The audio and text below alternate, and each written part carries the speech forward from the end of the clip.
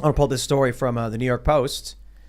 White House, big tech colluded to censor misinformation. Lawsuit. Good. Yeah, New York Post, you can just show the emails that came out showing that they literally did it. This is crazy Who's stuff. filing the lawsuit?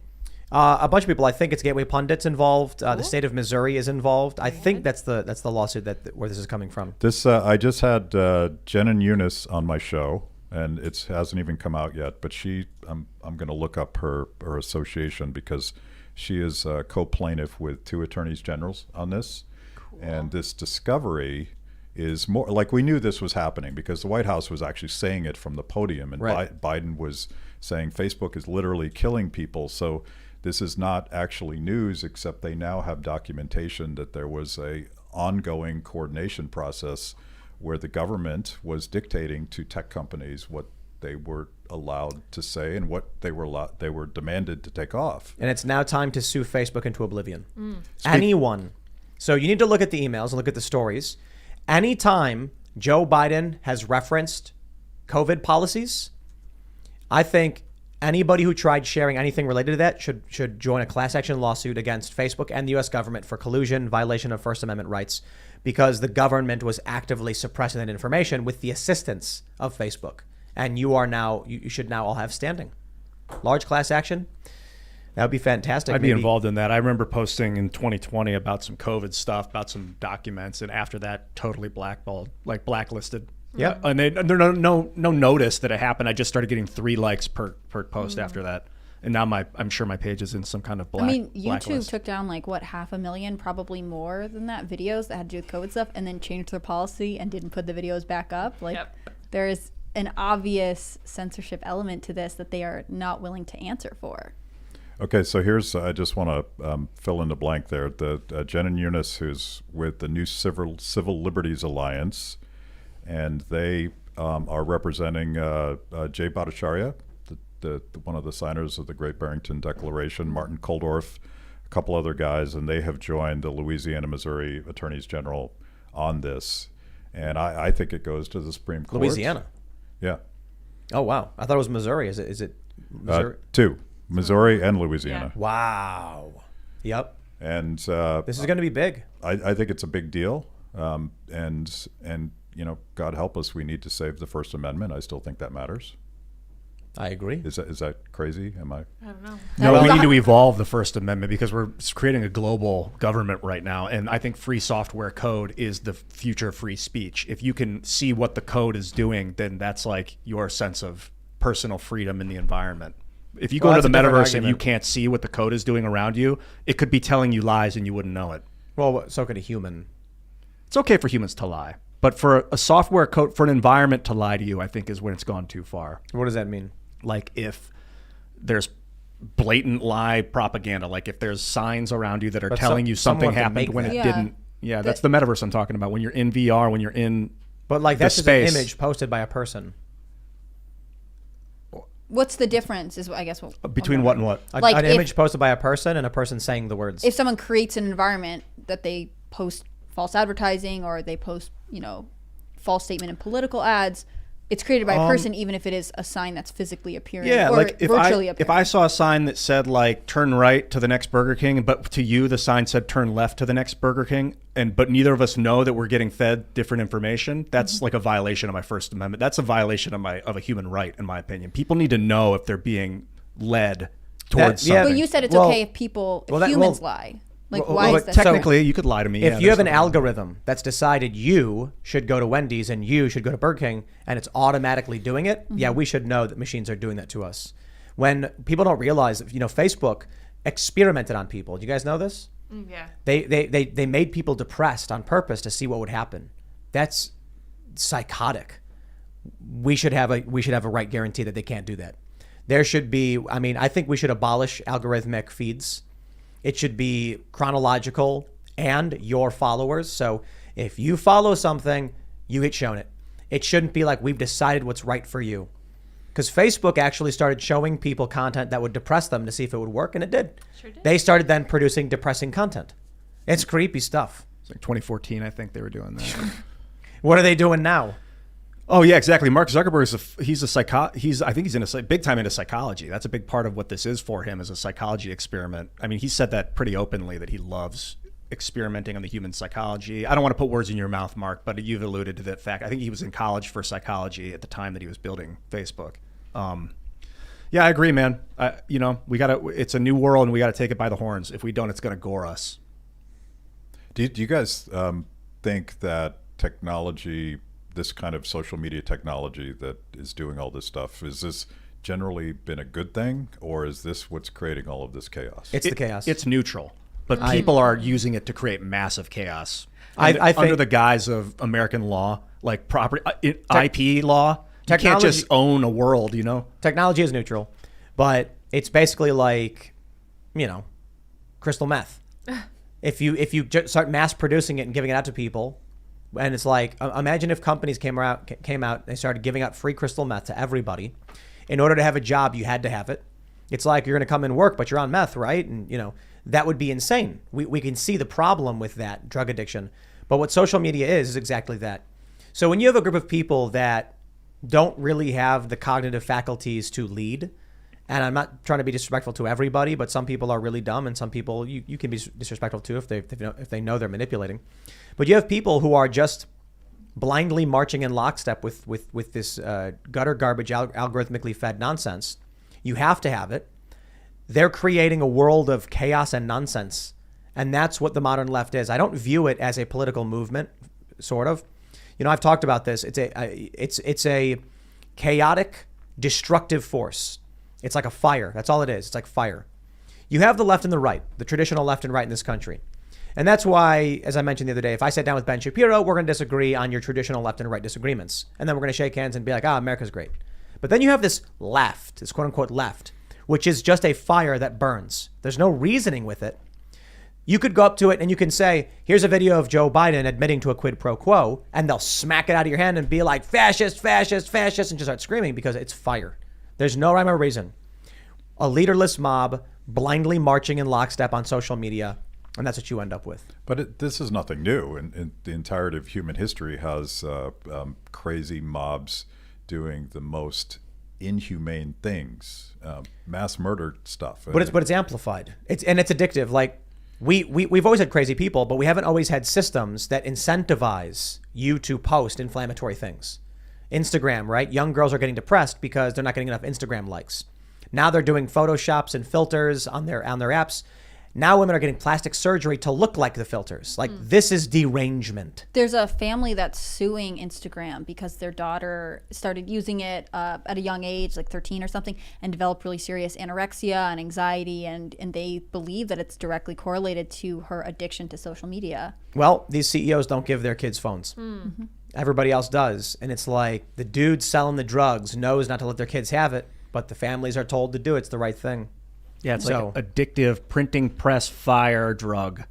We can go back to Web 2.0, get rid of all these weird algorithmic manipulations, and just go back to reverse chronological. That'd be fantastic. Yeah. If you follow them, you follow them. Otherwise, the posts just come in reverse chronological order. I hear the web is headed towards 3.0, and it's freaking out humanists. Well, we're in 3.0. 3.0 is like the perma web, where everything is on Arweave or some other permanent state where it's always there. And that's you're talking about 4.0. Geez, I don't even know what to call this stuff anymore. I'll explain it. Web 1.0 was like CompuServe and AOL chat rooms, really basic stuff, garbage websites. Web 2.0 was when we got social media websites, accounts were popping up, eBay and things like that. You could then do transactions online through websites. And then Web 3.0 was the app network. Now you're online through an app that you can't navigate away from except the app itself. And then the app can shut you off. Things like that. That's why they're afraid of Web 3. So when it first started, you had crazy websites and IPs, and you'd see like, a GIF of Macho Man doing the peanut butter jelly dance or whatever, and hamster dance and things like that. Then we got Web 2.0, which was like YouTube and MySpace, but they're still desktop websites. Now you have Web 3.0, where you don't actually type it in anymore. You have just apps, and you press it, and you're logged in automatically, and you interact with them, and they're heavily regulated. The internet used to be fun. It was the Wild West. Web 3.0 is awful. It's robotic. It's mundane. Blech.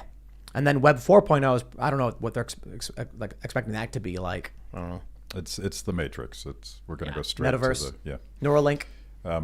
Okay, what about blockchain as the alternative to this? And there's some experiments. Well, what with does that mean? It means that we could go back to the fun internet, and we could go back to the unregulated. And You can just make it. yeah. There's no appetite for it. People aren't doing it. There's nothing stopping you from making, bringing back an AOL server with Messenger and chat rooms. People don't do it. Well, if we look at what the FBI has been doing, there are things that can try and stop that from happening, unfortunately. Like they stopped Facebook from letting things happen on their website. So before, there wasn't a lot of government overreach that we knew about in late 90s, 96, 97, when people were typing on AOL chat rooms. Logs weren't being stored. I don't know if they still have those AOL chat logs from 30, 20 years ago, if they want them. But the technocratic state's been in high alert for the last 20 years and really building up a way to spy. The PRISM network, where they're allowed, I think legally even now, to spy. X-key score. Yeah, it's not right. Well, we publish all of our stuff on Odyssey in the anticipation of YouTube finally deciding that our stuff isn't allowed anymore. And we're not going to be first. We're not Alex Jones. We tell beautiful stories, and I don't expect to be the first to get banned from anything. But what they want to do is they want to turn the internet back into TV. They want to. That's exactly what they want to do. What the big tech guys and the government have been trying to do is, when there was Web 1.0, subcultures started flourishing. With Web 2.0, they started solidifying and building economics around themselves. Then they realized, hey, wait a minute, these people actually got Trump elected. They were memeing him into power by making jokes, and people were sharing them. It was meme magic. And they said, we have to stop that. So now the goal is approved narratives only on all of these big platforms, and that's it.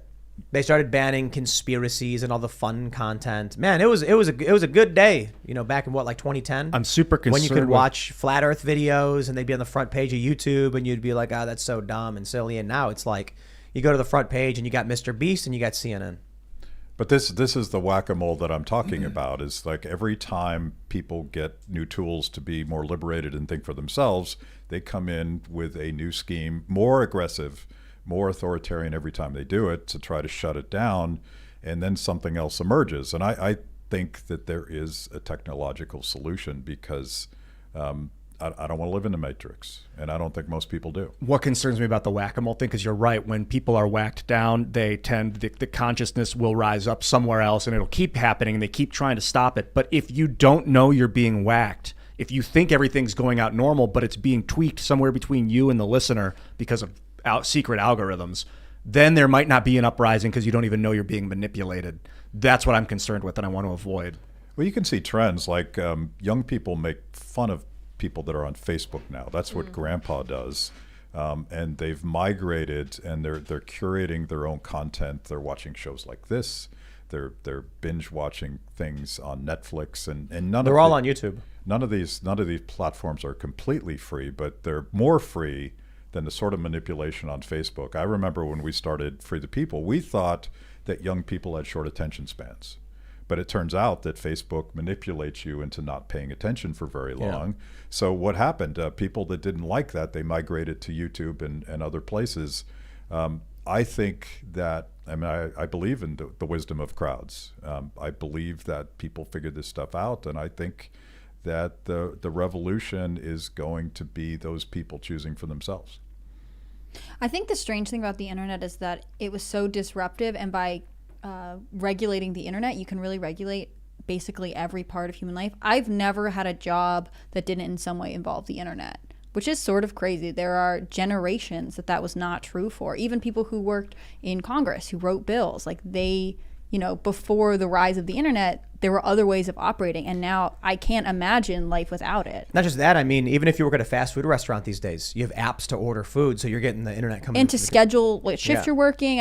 Everything is done through the internet. So if you mean that, if you have to comply by the internet, aka the government's rules, then every part of your life has to comply. Yep. So we had Robert Davi on the other night. He was telling us a really interesting story in the after show about, I think he told us in the main show, maybe it was the after show, how he ended up getting into, no, I think it was the after show, how he got into acting. And he said that you'd have to call a number on a payphone that would have your messages stored for you. So it's like he wakes in the morning, he runs down to a payphone, he puts the coins in, and then he dials the number, and he gives his information, and then it reads him his messages, and he finds out he gets the part. I'm like, that's crazy days. I remember when I was a kid. I'm 36. You go to your friend's house, knock on the door. He's not here. Do you know where he went? I don't. Guess I'm not going to see him today. Yeah. That was life, man. Before internet banking. I know you remember. Did you ever have the before debit cards? Yeah, before debit cards, you had a check. You'd go to Drug Mart and you'd be like, "Here's a check for $17." It would take 3 days to clear. Then you'd have to go to the bank and you talk to the cashier, float checks. Write her a check, and then she would give you cash. Then internet banking appeared, and it's so convenient. I can click a couple buttons and you get the money. It's amazing. How could I ever want to turn back from that? Except that now they have the power to click a button and turn it all off. Yep. Maybe they kind of did before, or but say not you nearly as can't much. send money to certain people, or you can't use this service because we don't believe in your ideology. Have y'all watched Catch Me If You Can? Yeah. What was that guy's name? The con man. What was it? You don't remember his name? The real name? Yeah. Not Leo. Well, no, Leo's the actor, but his character was his name. I'm sure people in the chat will give us his name. But you look at how easy it was to con people back then. Like, he made fake checks. Like, it actually wasn't that difficult for him to do. Yeah. He just lied and they would do it. It reminds me of that movie with Ricky Gervais, The Invention of Lying. You ever seen that one? Yeah. Where he goes into the bank and he's like, he needs money, and then all of a sudden, nobody can lie in this world, and then all of a sudden his brain just snaps and he goes, I have $800. And she goes, it doesn't say that. We must have made a mistake. Here you go. And then she gives him the money. That's what it felt like watching Catch Me If You Can. Oh, the character is Frank Abagnale Jr.? Yes, Frank Abagnale Jr. Yeah, and he was like, he took, in the movie what they show is, it's probably apocryphal, it's probably a movie, but he bought little toys with the Pan Am logo, and then he soaked them and then peeled the sticker off and put it on the check to make it look official. Man, these days, everything's, so much more secure. But I will say, I think it's funny that we're all old people talking about, when I was a kid, we had phones on the wall. And but the reality is, the real purpose of this is, in walking away from landlines, the more we move into this digital space, the less control we have. To the point where, this is the craziest thing, you don't even own your shows anymore. You don't own, it's like, you will own nothing and you will be happy. I hope everybody listening realizes that the agenda of the World Economic Forum has been underway for a very, very long time. It's not new. How many songs do you own? You don't. You don't even own your phone. The software on it is licensed to you, and at any moment, Apple or Google can brick your phone. They can shut it off like that if they want to. I remember 10 years ago, Apple filed a patent to create geofencing, that if your phone went into a certain area that they deemed to be fenced off, your camera would not turn on. That's the world or you can buy a camera and walk around with it. They can't control it, a Polaroid or something like that. I saw a funny tweet where some guy said, the future is inconvenient. I was flying on a plane and my book ran out of batteries. It's like, yeah, that's the future, for convenience, and we end up losing control. One of those jarring things is when I used to have all these CDs. I have 500, 400 CDs or something. I'd move around from place to place every year and carry this big giant Tupperware tub of CDs, and then all of a sudden it was digitized and people didn't own their music anymore. And I'm like, I still haven't done it. I won't do it. I still have my CDs. They're at my parents' house right now. I have them all backed up on multiple hard drives because that's music I bought, music I own, as far as I'm concerned. I was never told that I didn't own the CD and everything on it when I bought it, so I own that. Here's the best part. This happened to a lot of people. They got banned from Facebook. So what? People get banned from Facebook, right? The only problem is they were using Facebook login. Now, all of a sudden, they can't log into any of the other apps they had synced with, and some of them were financial. Yep. Now, that's crazy. Well, I've known people who, use Facebook personally and upload pictures of, whatever, their kids, their life's going on. And when Facebook blocks them and deletes their account, they lose all of that. So I've known people to lose videos of their kid's first step because they put it on Facebook so grandma in a different state could see it, and it's gone, and Facebook won't give it to you. When I'm on Pop Culture Crisis, we talk about how important it is to go to flea markets and tag sales and collect VHSs because you won't be able to edit out the content and then you'll always have it. Unfortunately, VHSs are not super stable. I think CDs probably hold up against weather and heat and stuff like that a little bit better. But there is, I think, an interesting crossroads where people are going to have to say, if it's really important to me, I should actually get a physical copy that cannot be virtually deleted. Trump should have banned TikTok. Should have absolutely banned TikTok. How I kind of agree with you. I don't know if banning is the way. Yep. How would that have worked out if he had?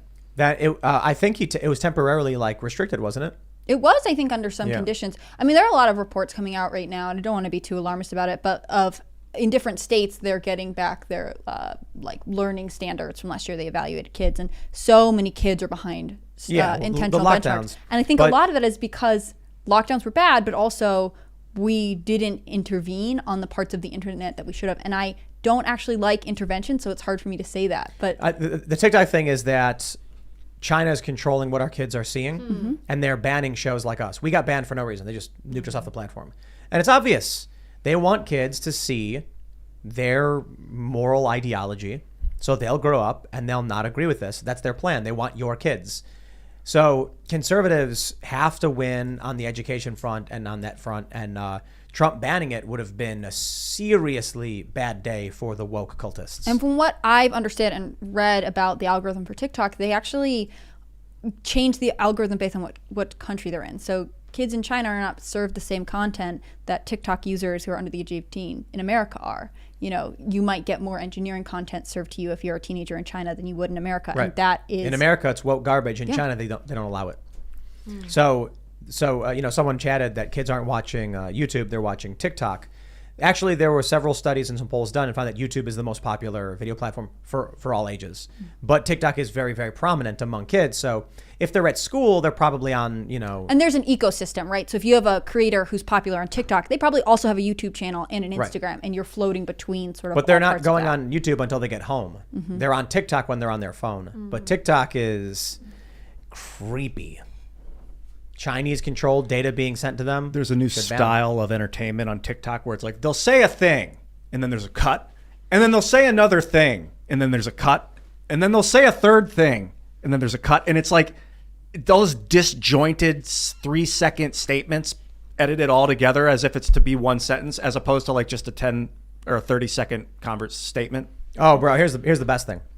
So some YouTubers figured out that typos result in higher engagement. Because when you have a typo in your title, people click it and then correct you. So they started intentionally putting typos in the headlines. Children then started spelling the words wrong because on YouTube they were spelled wrong, and that's what they were exposed to. Isn't that crazy? It's wild. It's anything to drive viewers and to keep them there, right? Like that's why TikTok's like it shows you a video and you immediately scroll. In some ways, that's why YouTube adopted Shorts, I think, because they want you to be able to move quickly through a lot of content. Thanks for checking out this segment from the Timcast IRL podcast. But if you want to check out the full show live, tune in Monday through Friday at 8 p.m. And if you want more special access content, head over to timcast.com and become a member. Your membership helps sustain this company, keep our journalists employed, makes this show happen, and you will get access to exclusive members-only segments of the Timcast IRL podcast, and there's a massive library to check out. So again, go to timcast.com or tune in Monday through Friday at 8 p.m., and we'll see you all there.